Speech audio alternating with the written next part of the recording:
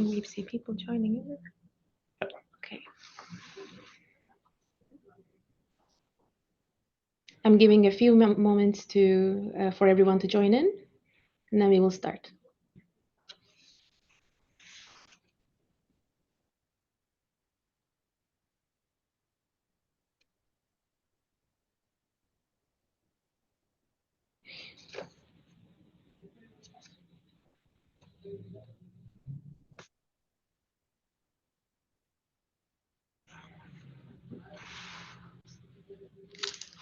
Okay, let's get started. Good afternoon, everyone.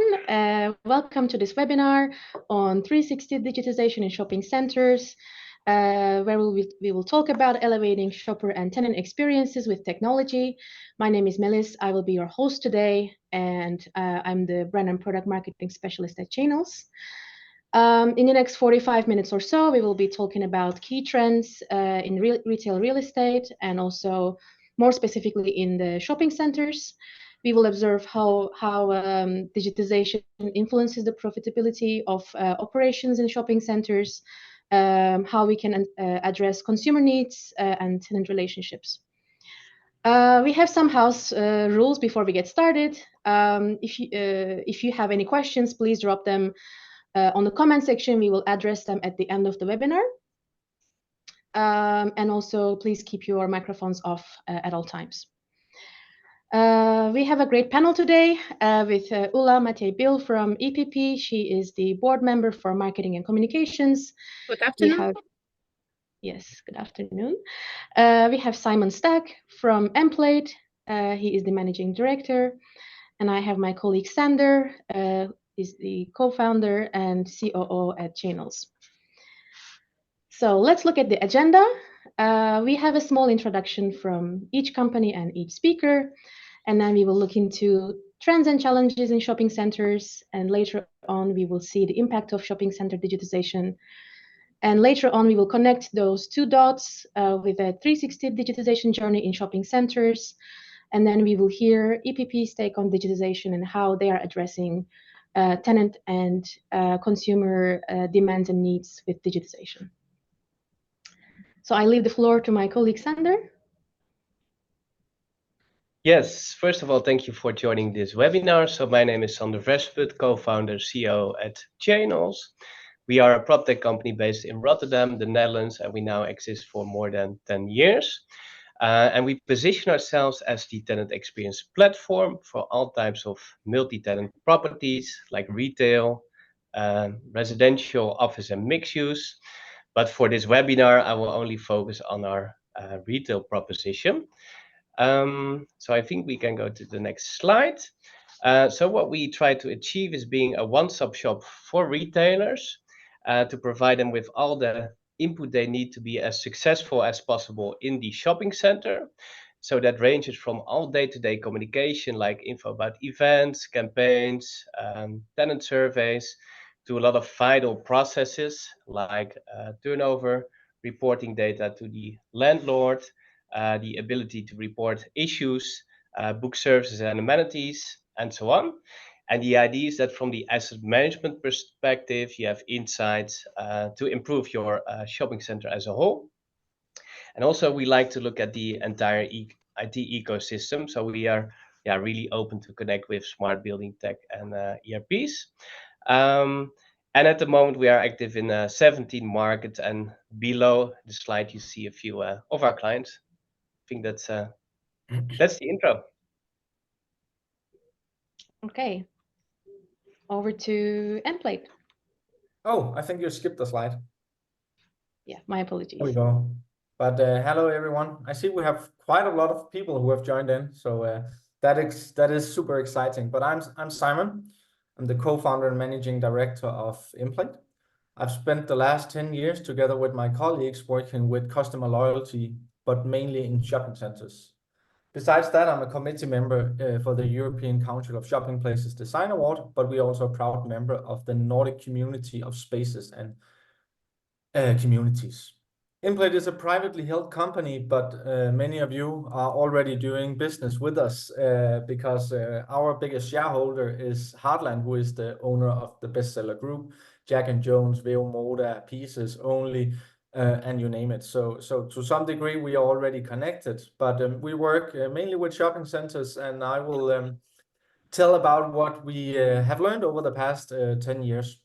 To keep it very short, what we do, you will see here on the next slide, that we do loyalty apps and customer databases for shopping centers. We have EPP with us today. EPP is one of our clients.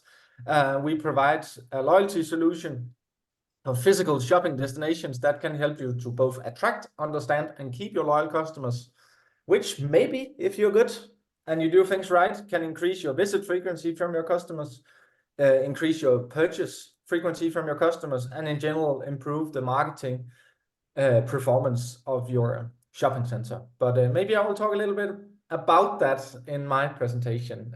But that's me, and that's Emplate. Yeah. All right. Thank you, Simon. And let's go to EPP. Hello, my name is Urzsula Matej-Bil. I'm representing EPP. We are the largest asset manager of retail real estate located in Poland, with approximately 35 projects. 29 of them is retail shopping centers and 6 are office projects. Our portfolio has 1.2 million square meters of GLA. We have approximately 2,500 retail units in our shopping malls. We are present in the entire Poland, and which means that in 13 out of 16 provinces in Poland, we are owned by Redefined Properties. This is the second largest real estate investment fund on the listed on the Johannesburg Stock Exchange. And what's more, both Emplate and Chainels are our partners, our digital partners, and they are cooperating with us on the digitalization projects connected with the communication and cooperation with our tenants and with our customers. Thank you, Ula. So, without further ado, let's jump into the trends. We will take a quick look at the trends shaping shopping centers in 2024. All the data has been pulled from GLL's European Retail Market Outlook 2024 deck. We will not dive so much into the numbers, but the overall trend that we see is the considering macroeconomical situation right now in Europe. 2024 is going to be an easier year compared to 2023. Retail sales, footfall, and leasing activity is jumping up. In the economic trends and also in the space use trends, we see higher focus on wellness, health-conscious products, wellness-oriented brands, and also lower demand for luxury, and as well as some more focus on recreational spaces such as art exhibits, leisure activities, and so on. Of course, this represents the entire Europe, but things might be different in other parts of Europe. So, Ula, how would you comment on this? Does it also reflect the reality in Poland? I suppose, yes, almost all the trends and all the macroeconomic situation is also present in Poland. Retail sales, unfortunately, in 2023 were negative.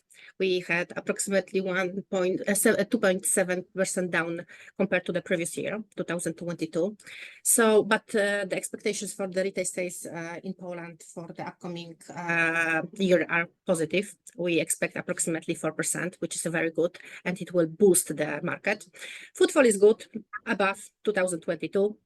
Leasing activity also good. We had the record number of the new retailers entering Polish market last year, including Popeyes or Woolworth. So vacancy rate is not high. Wellness, of course, luxury. At the moment, we do not have a decrease in the demand for luxury products in Poland. I suppose it will be stable. Of course, shopping malls and shopping places are becoming more and more entertainment places, and the food courts and entertainment offer is developing very quickly in our shopping malls. We hope that this will be a breakthrough year in Poland because we expect better macroeconomic situation, which will help us. Fortunately, today, the statistics of Poland published a report about the inflation. It is lower than it was expected. So we hope that the macroeconomic situation will support retail market in Poland in the upcoming months. Do you have anything to comment on this, Simon? Yes. Or yes. I think when we look at the numbers in this slide, we might have a bright future. I think it's important to acknowledge here that maybe 2024 will be easier than 2023, but it will not be easy. Nothing is easy in this industry, but I think we will see markets stabilizing, which again will put landlords in a position where they can work on developing their properties instead of saving their properties or trying to keep up with high inflation, energy prices going crazy, war in Europe, and after pandemic effects. So I think all in all, I am optimistic for the trends we're seeing in 2024. And I think landlords, again, will get the opportunity to put themselves in that driver's seat of their developments and be proactive instead of only reactive.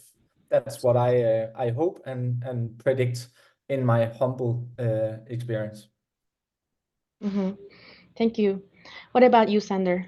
Yeah, generally, I'm also really optimistic. I do see that there are differences between asset types. So if you look at very dominant shopping centers and convenience centers, they are doing quite well, whereas some of the mid-sized shopping centers with less clear positioning sometimes have a little bit more challenges.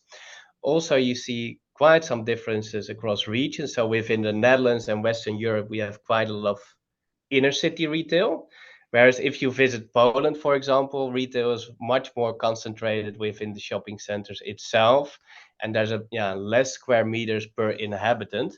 So you really have local and regional differences and differences per asset type. But overall, I'm optimistic, and it's really great to see that footfall levels are in a lot of markets above pre-COVID levels, even higher.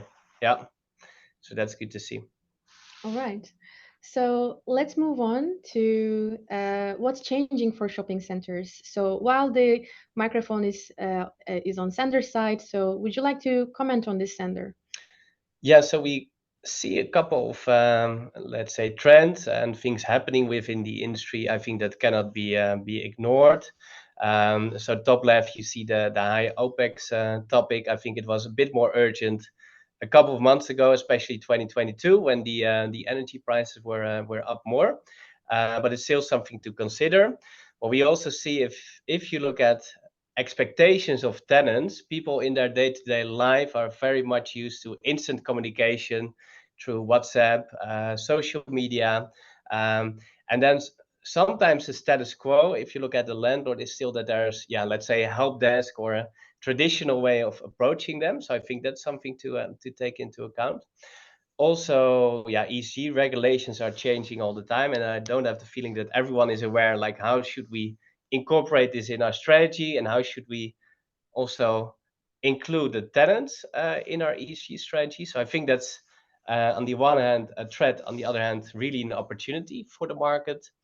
And what we also hear back, especially if we talk to a landlord with outsourced property management, that they have challenges to get the right sets of data. So have different formats of data, and then it's sometimes tough to really proactively manage an asset. So I think that is what we see from the internal perspective. We also listed a few external topics.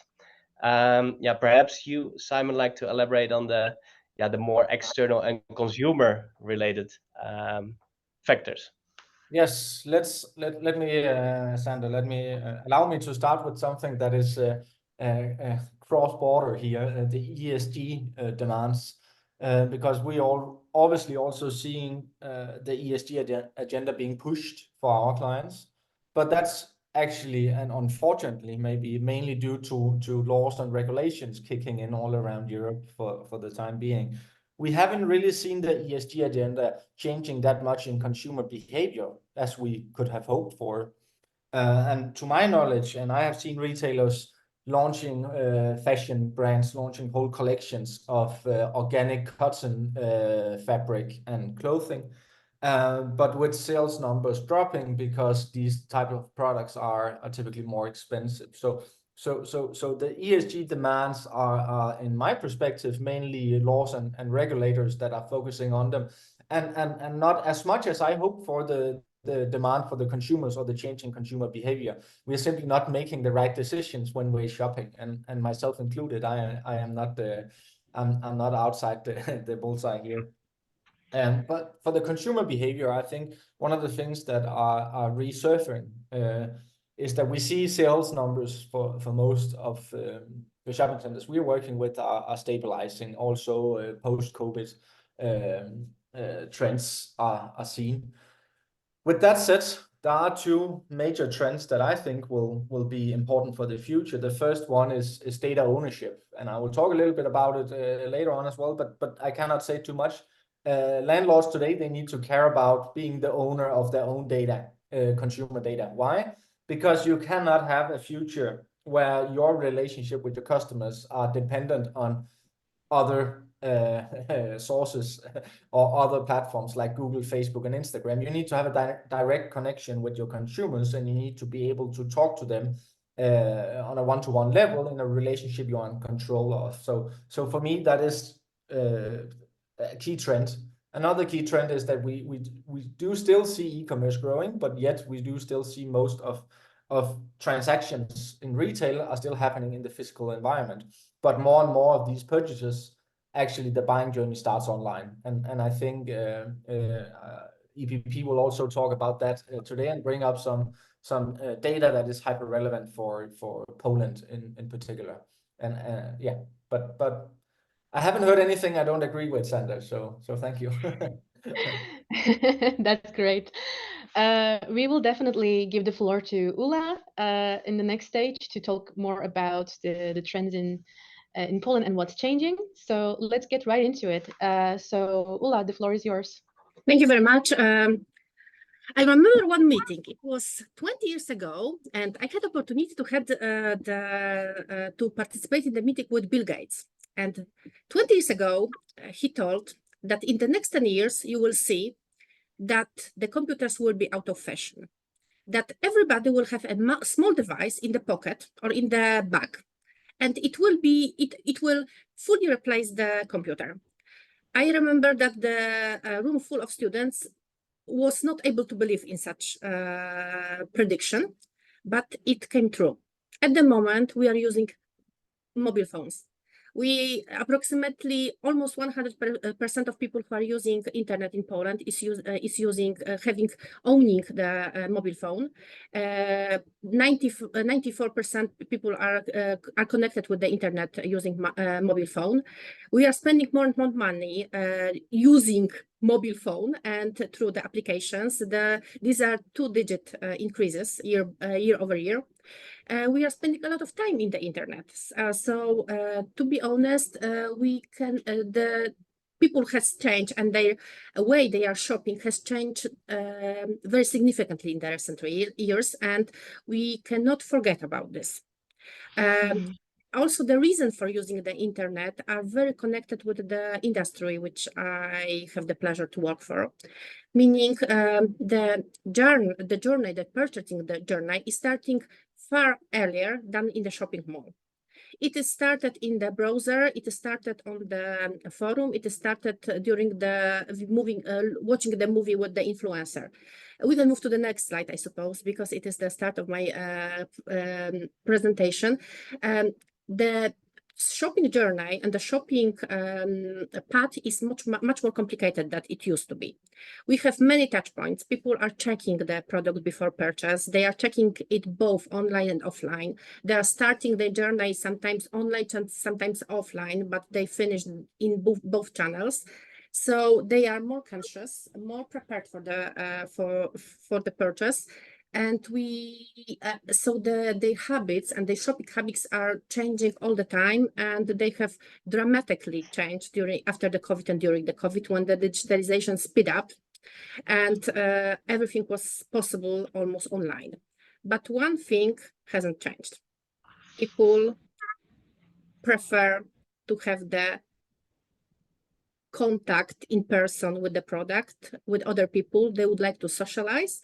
So for sure, shopping malls and the traditional brick and mortar retail will remain stable, will remain important, and will played a significant role in the shopping path of the people because they would like to have contact with other and with the products they are buying. Even the younger generations like Gen Z likes to have the product immediately, likes to touch it, like to try it, like to spend the time with people and with friends without buying things.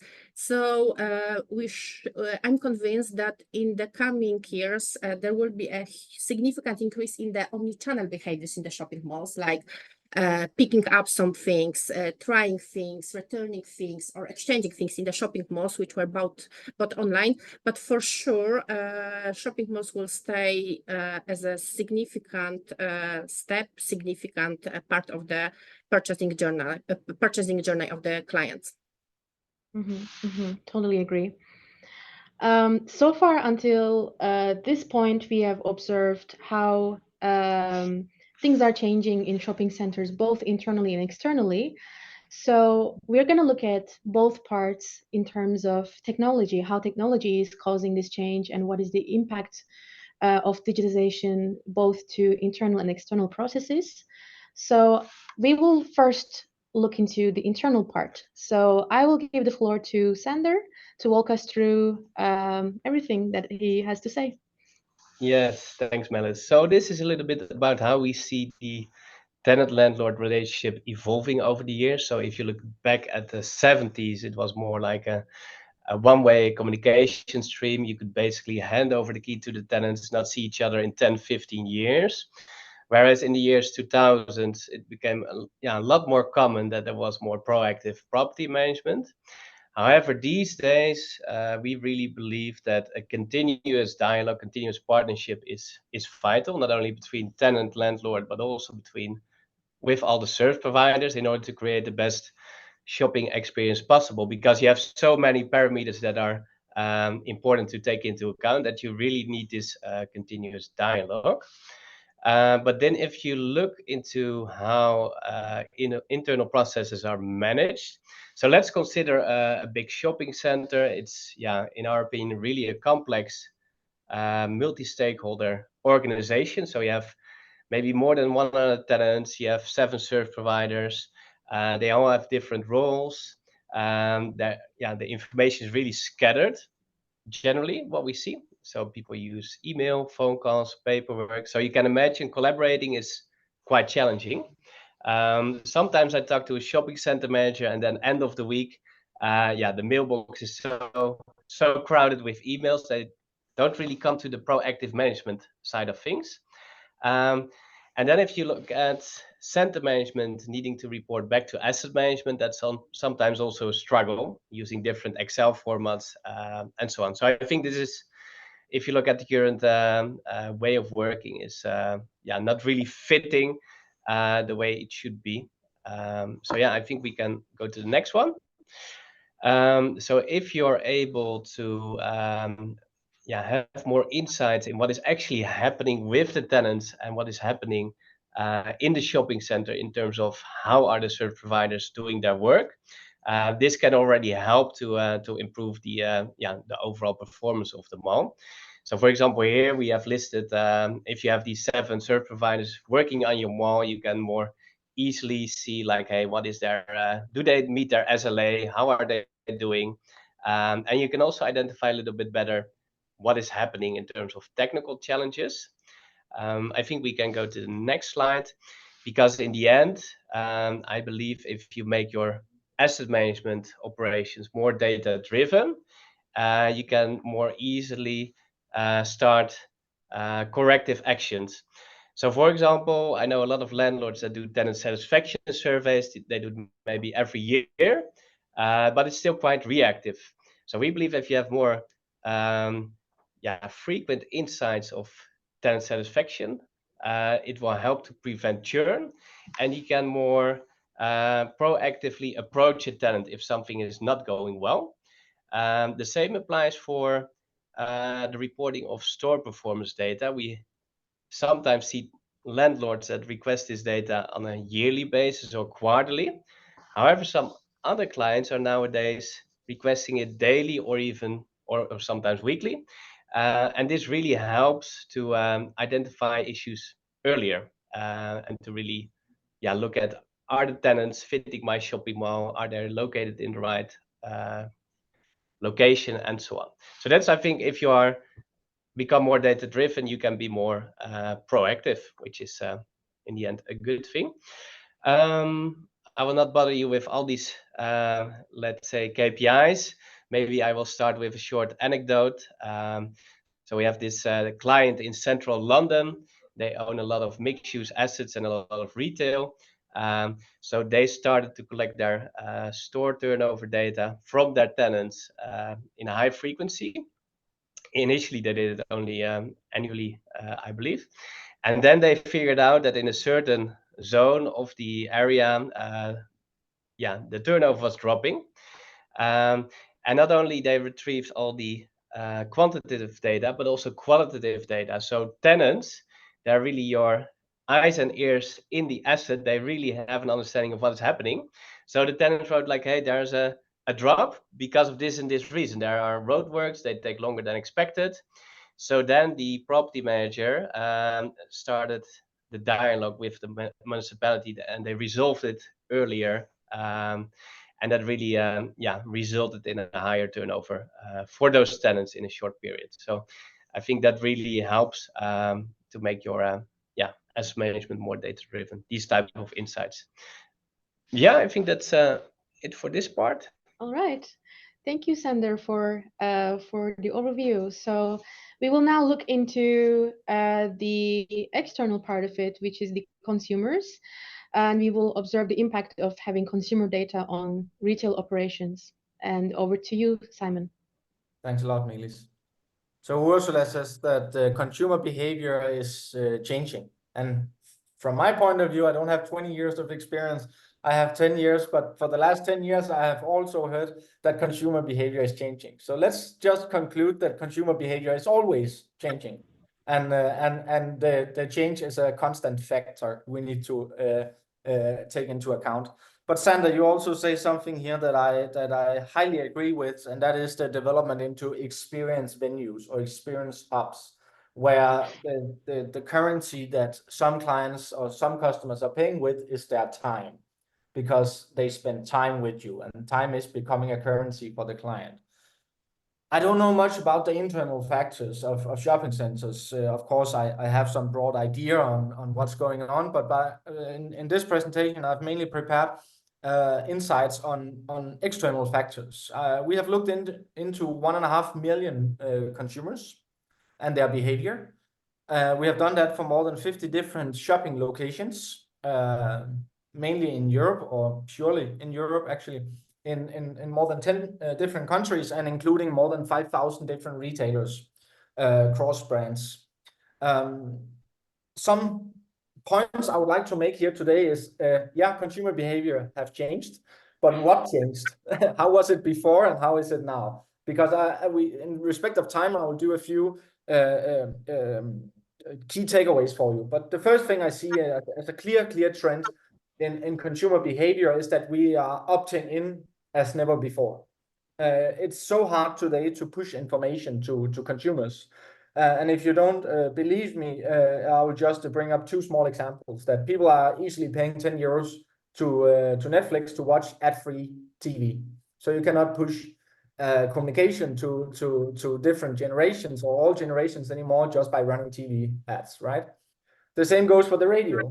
We are easily paying 10 euros to listen to ad-free music and radio on Spotify. From my point of view and what I see, it doesn't mean that we hate advertisement. It doesn't mean that we hate to be informed about good offers, news, events, things that are relevant for us. But as consumers or as human beings, we hate bad experiences. And when we are watching TV, we're not turning on the TV to watch ads. So why are we pushing ads to the consumers? To some degree, you should still be doing so, but you need to accept the fact that consumers are opting in when it comes to marketing, and you need to serve that demand.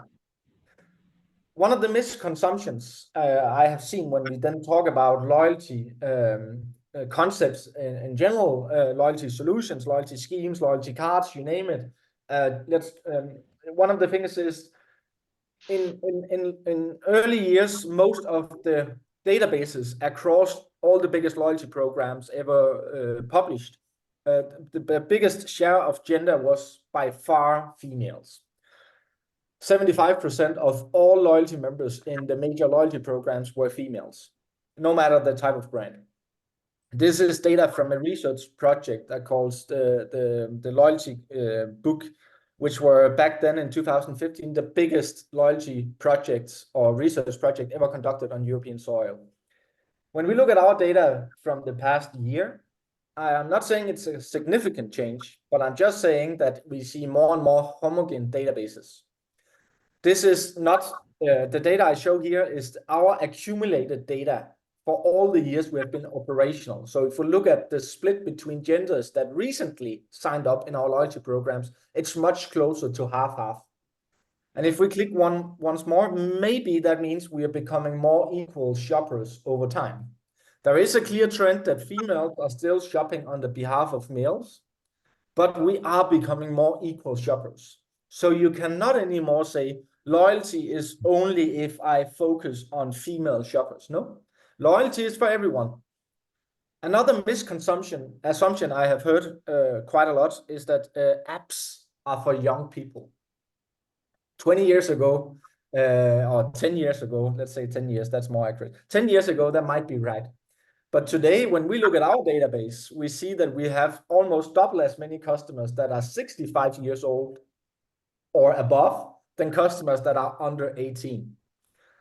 If there's anybody from a legal department listening in, you will say, yeah, but that's due to GDPR. And yeah, you're right. GDPR, of course, has an influence on this. So if we skip to the one more point here, we can go back, Melis. But still, if we look at the data here, we will still see that by far the biggest share of consumers in loyalty databases are between 18 and 44. And that surprises many people. 15% of consumers in the loyalty databases are between 45 and 54. And it's becoming equal split between men and female. So you cannot use the excuse anymore that we don't want to invest in loyalty, it's too expensive, it's only for the students or the people that don't have high purchasing power that wants free giveaways. No, it's for everyone. But I get where you're coming from with these assumptions, because if we go to the next slide, Melis, and we look at the data from 2016 and we compare it, we haven't accumulated all the data from last year yet. But if we look at the data from 2016, we saw that almost 20% of all signups in our loyalty programs were made by people between 13 and 17 years old. And then somewhere in the middle of the graph here, GDPR kicks in different countries. And today we see that most of the new signups in our loyalty programs are actually people between 18 and 44 years old. And again, as you see here, 15% of all new loyalty signups are also older people.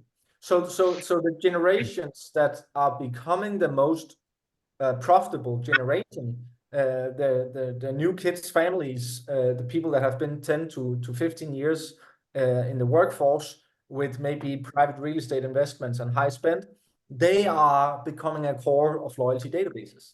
And we need to accept this as a fact when we make our prioritization for investments into digital solutions. If we skip another slide, there are a few other interesting findings. But before I can tell you where we're coming from, what we can do with the Emplate solution is that we can actually profile the consumers. So down to an individual level, we're moving towards the philosophy segment of one, that each individual consumer is a segment themselves, and we need to treat each individual as an individual. And it sounds stupid, but it works good. And that means that you need to be able to tell who are your customers. Maybe you have customer counters. I call them ghost counters, because they count how many people that walks into your shopping center, but they don't tell you who they are and why they are coming. And they don't tell you if they have ever been there before, and they don't tell you if they will come back. You just know that somebody walked in, it's a ghost. You have no idea who they are, but you know that they are there. That's like ghosts, if you believe in them at least. But with our solution, we can actually not only identify the consumers, but we can also understand their shop preferences, the physical behavior. So when was the last visit? The purchasing behavior, what are they buying? How much are they buying? The digital behavior, when are we having touch points with them online? The level of loyalty or other random insights. Do they have a car? Do they have kids? Do they have pets? things that we can use to understand the behavior. When I look into our data and I try to understand if there is any trends or common conclusions for individual consumers, I have one point in respect of time I would like to make, Melis, and that is, based on the data we see that between 18 and 30% of your tenants or your shops are relevant for the individual consumer. That means upwards 80% or upwards 82% of what your shopping center is offering is not relevant at all to the individual consumer. Meaning, again, if you want to interrupt them by pushing things in the radio and in the TV, you might both interrupt them and tell them something that's not relevant for them. And you don't have to be a genius to figure out that that is not good for marketing performance if you interrupt people with things that's not relevant. That's exactly the opposite of what we want to achieve. So the real question here to understand is what is relevant and for who? And when we figure that out for a property, then the magic happens. And I would like to give one example of a very average shopping center in a very average Nordic city with no brand factor to it that is unique. If we look at the next slide here, you will see a picture of a shopping center with 70 tenants that's located in a city with 44,000 people in the catchment area. In the first 12 months, they had 18,000 people downloading their app-based loyalty program. That is 35% of the catchment area that opted in within 12 months. 85% of those that opted in completed a full profile, sharing all of these insights. And we see that between 45 to 55% of those that has a profile are active every month. On average, they're using the app 3.5 days per month. 3.2, I think, was the latest summary. So almost once a week.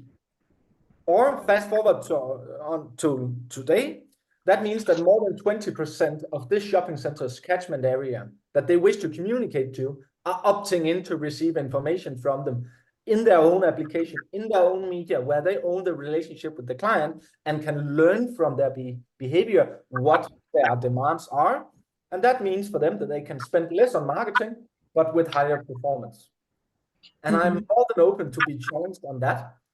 But I can also pull out data from the annual reports of Zalando that can show you what it actually means financially speaking when you understand your consumers and you cater to them on individual basis. But this is from the external part, Melis. This is what I see. I see other stuff as well, but if I have to boil it down, people are opting in. You need to control your own data and relationship, and you need to treat people as individuals because that's what they are. Thank you. Yeah, thank you for that, Simon. All really relevant points. So far, we're reaching the 40th minute of our webinar, and we have observed how technology benefits shopping center experiences from both consumer and tenant sides, as well as how it empowers property and asset management from the shopping center side. So, Sander, can I ask you to put everything in perspective and tell us a bit about how this 360 digitization journey happens in reality? Yes, thanks, Melis. So, yeah, quite often if we speak to a landlord, they ask like, "Hey, how do you see the IT ecosystem when I'm active in, let's say, shopping destinations? How should it work all together?" So on the bottom left, you see the backend system. So often there is an ERP where the contract is stored. You have all the data about the lease agreement, but that's mainly for the, let's say, internal processes. And we believe there's also a need for a more tenant-facing solution where not only the tenants are part of, but also all the service providers, they can be in direct contact instead of using their own system. Generally, that's super important that it's white labeled, so that it's landlord branded or branded for the asset itself. But then we, of course, have also the B2C part. And you need a lot of collaboration also internally from the tenants and maybe the marketing agency to be successful towards the end consumer. And in our system, for example, we already gather a lot of data like opening hours, sometimes tenant discounts or campaigns, or maybe even logos. So generally you want to reuse that, and you want tenants to be able to make changes in that content. So we tend to connect, for example, a solution like Emplate with the tenant-facing solution to make sure that all that data is directly transferred to the consumer, because the tenant is, for example, most aware of the most recent opening hours. So you want all that data to be accurate. And then I think what is very interesting also, what you mentioned, Simon, having insights in who is actually the consumer, what is their buying behavior, what is their age. In our opinion, you can really feedback that data back to the tenants so they can learn from it and they can start improving their business. And I think last time we spoke, Simon, you had some good ideas around that. So maybe you can tap in here. Yes, so that's one of the obvious use cases I see from an integration between our systems. To start with, your solution allows tenants to publish news offers, coupons, whatever they wish to. Our system would allow that information to go out to the right individual. And then we can report back to the tenant via your solution. With our data, we could report back to the tenant that this is what you communicated. Let's say you had a cup of a new glass that you could buy for €1. We can tell them who saw that offer, who interacted with that offer, and who visited the shopping center after they had such an interaction, and what is the demographics of these customers.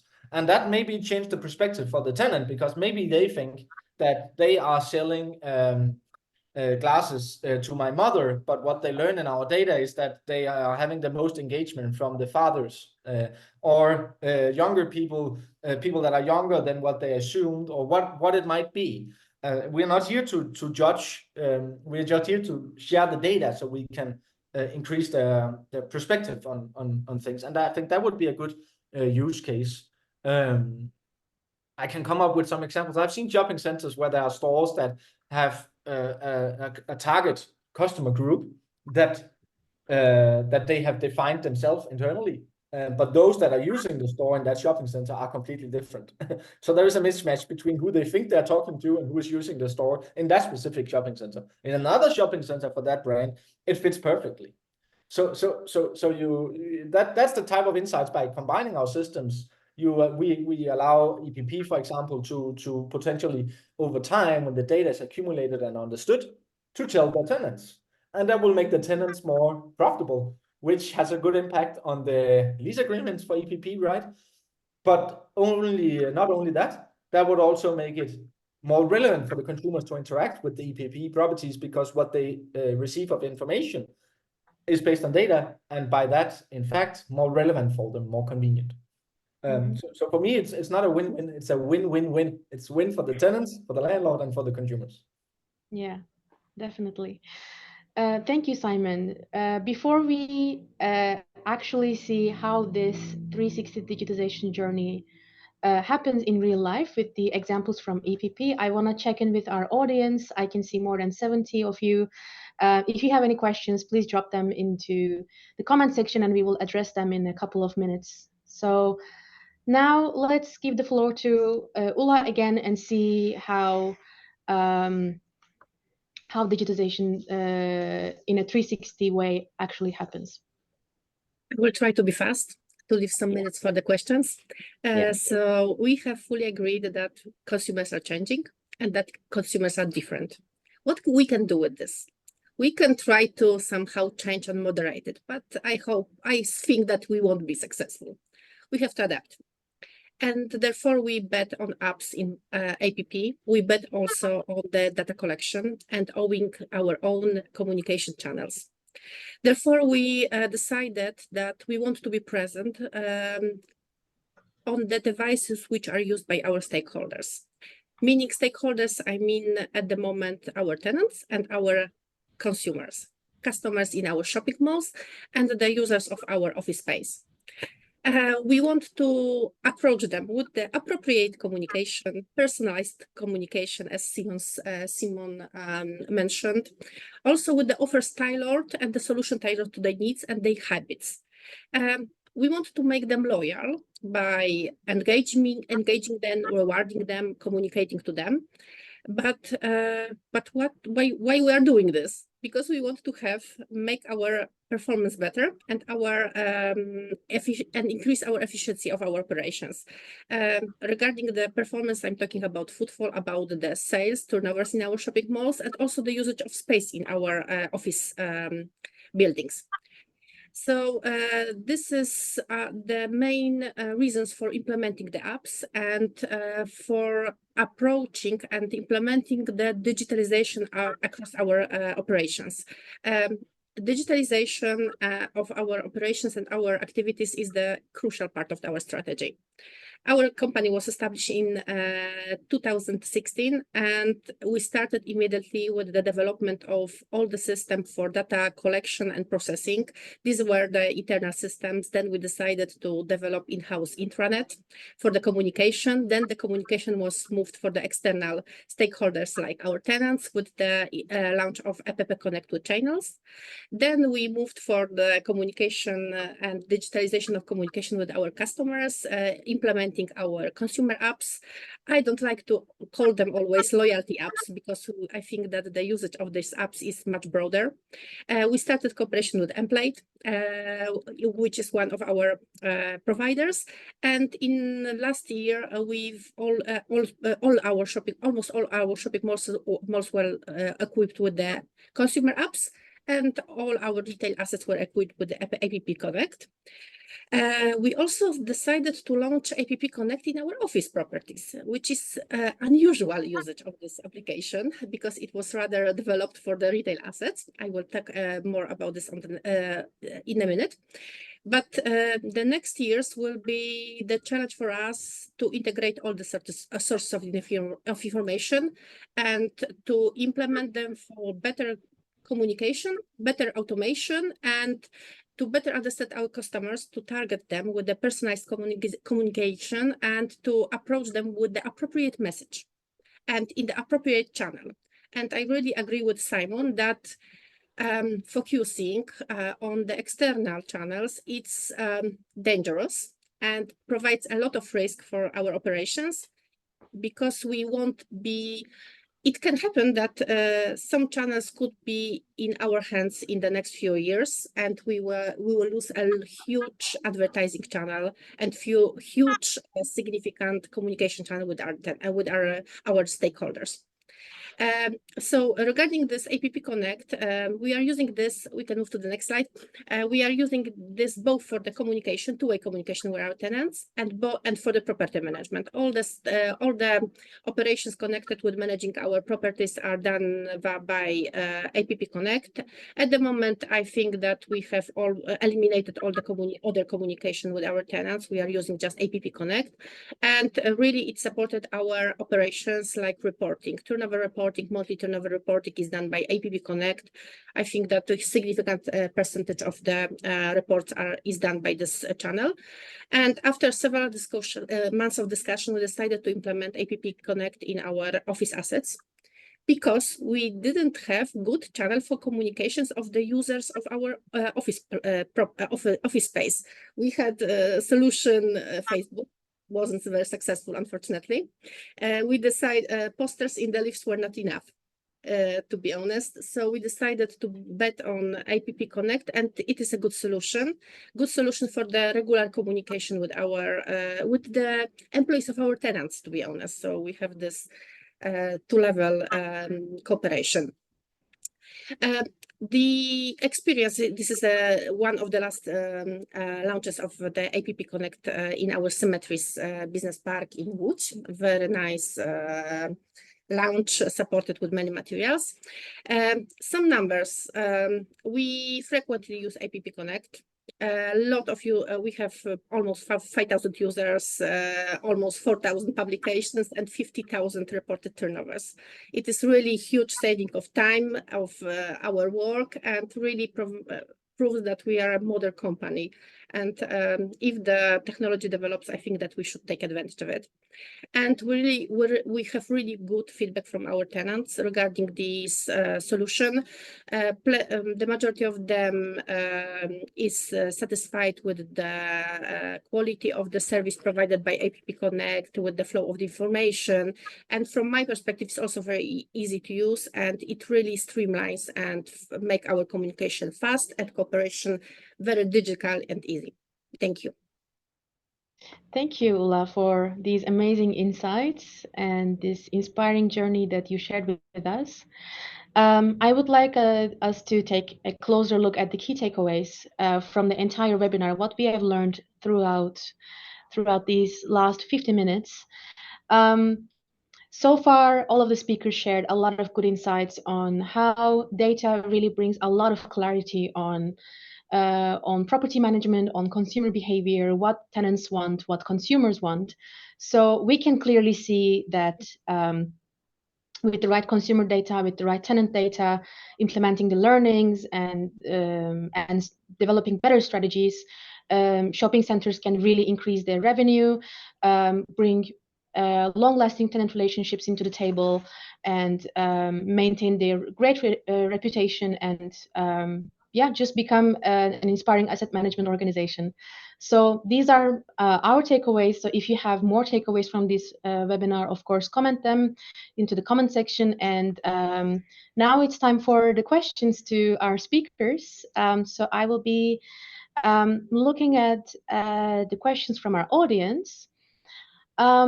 So we have a question from Rustam. How do you think it's possible to sync info about available stocks between tenant apps and shopping center app to inform any particular customer that the goods that have saved in the wish list is available in this particular shopping center? An app can navigate the customer to the shop. Such a long question, but let's think for a minute to reflect on it. If any speaker wants to take it over, feel free to do so. I think it's a question mainly addressed to me, if I'm not wrong. Yeah, I think so. Yes, technically speaking, it is possible to sync product inventory information and stock information. Technically speaking, I have yet to see retailers at glance providing feeds that is updated and useful. So yes, technically possible. It raises another question for me, and that's to do e-commerce or not to do e-commerce as a shopping center. My conclusion on that question is don't do e-commerce as a shopping center, because I have yet to see a business case that holds tight. With that said, it might make sense to inform consumers about availability on products in local stores, and we will get there. I know there are different companies that are doing product inventory and stock information feeds that we can use, but it's not something I see as something that will be rolled out in broad scale and driving a lot of change behavior in the next 12 months, to be honest. Can we use applications to navigate the consumer to a store if they're looking for something or just want to find it? Yes, we do have many partners, not many. We have a couple of partners that is offering different types of wayfinding solutions. If you want to see how it works, you can download from Slovakia, you can download the Nivi shopping center. It's called Ahoy Nivi. You can download that app, or you can try the app for Western City Center in Budapest. They also have blue dot navigation, indoor navigation. So there are different things there. Melis, there were two questions that I answered by accident in writings that I would answer in live here. And it was, how do you collect the purchase behavior data? And how did you succeed in having that much members in so little time? And again, I think it was addressed for me. I'll give two quick answers, not to take too much time here. Collecting purchase behavior data, so purchase data. We can do that in different ways. We can track redemptions of coupons, but we can also track or scan receipts. Historically speaking, it has been quite expensive to have solutions that were scanning, where consumers could scan the receipts and you could use image recognition to extract data. But due to the fact that we found it expensive and a little bit too complicated, we spent the last year developing our own system with our own machine learning that is becoming more and more accurate now as we're rolling it out. So we can track both scanned receipts that is scanned by the consumers, and we can track redemptions of coupons. And then there is solutions like Spatial, for example, where you can connect your bank directly. Maybe that is a trend that's coming, but we see more efficient ways of doing it right now that is not that cost heavy. How do you succeed in getting that much members? Reach out to me afterwards, because there is no short answer on that one. It's about strategy, but I will be happy to share that in a one-to-one session. Thank you, Simon, for taking over the questions. I will go through the other questions. We have a question for Ulla. So how did EPP ensure a good activation of technology within their mall? I can imagine when engagement is not yet that high, it can be difficult to make tenants use your technology. It's about the strategy, I think. If you try to minimize the other communication channels and bet on one, in the time our tenants are getting to use them, and there is no problem with this. If they are provided with the information, and if you have solutions which are implemented within this tool, which really help to work them and to cooperate with tenants, we do not have to spend a lot of time to convince them to move to this solution. It is much easier to, for example, to make information about the breakdown or something like that. You have ticket, you know when the repair will be done, what is the current status of your issue. So I think that there is no problem with convincing tenants to using the APP Connect. The usage is good. The communication is done only by APP Connect. We really try to make other channels. So I think that there is no risk in this area. Thank you, Ulla. I will accept one more question considering the time.